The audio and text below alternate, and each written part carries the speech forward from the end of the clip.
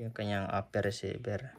So regulator, so meron ka ng plenum nito, enough na yun para, tapos yung transfer port yan dito, nandito, papunta dito, maiipon ka ng hangin dito, maiipon ka ng hangin dito. So di mo na kailangan ng plenum para dito, kasi malaki na yung plenum. Yung iba kasi mahaba, maikli lang dito. So yung spring, mahabang spring. Unlike dito sa ating valve set natin, naka-fix na siya. Andito na siya buo. Kaya pag ilalagay mo hanggang dyan lang. Kaya meron ka ng plenum dito, meron ka dito. So ibalik na natin mga ka-uncles. Yan ang kanyang cover sa kanyang acetal valve space cover.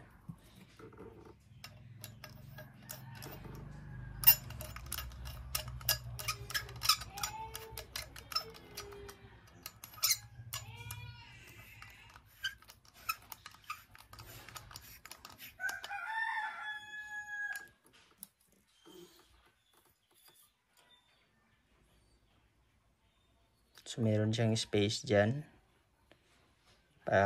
Pagpasok ng barrel, kasya pa yung ano mo, yung shroud or sleeve. Try natin yung 24mm kung kasya.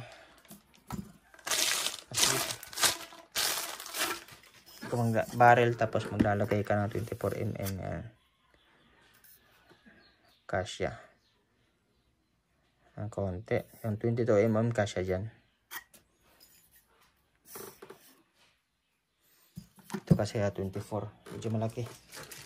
Patayin 22mm na sleeve, carbon fiber sleeve.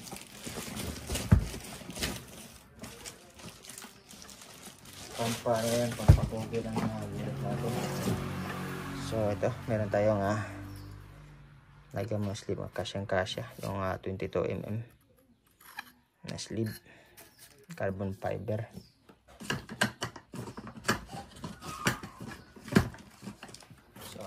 Natin, lagyan natin ng barrel mamaya, tapos lagyan natin ng sleeve.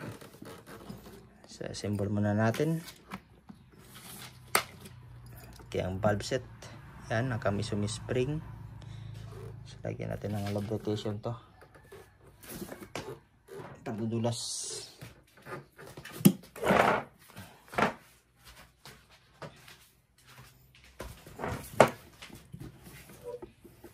Yung kagandaan sa PCP kasi maintenance ito, yung o-ring lang napapalitan. Marami yan Shopee, yung set na o-ring.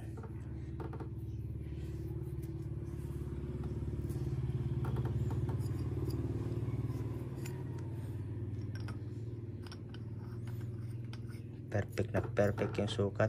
Wala ka ang linis ng pagkagawa pagka CNC made yung thread. Yan, ang linis.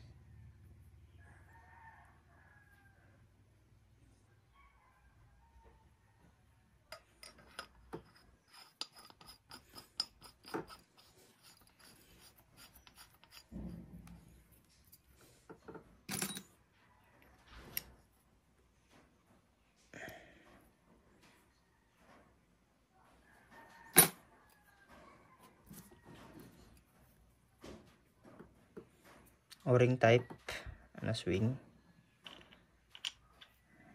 pasok dandahan lang, paikot. Yan, swing lock.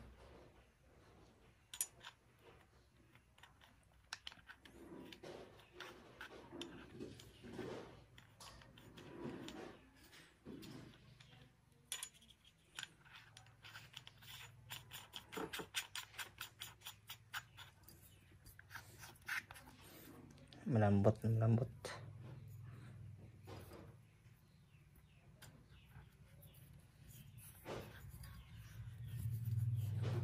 Yung lock hulog na naman.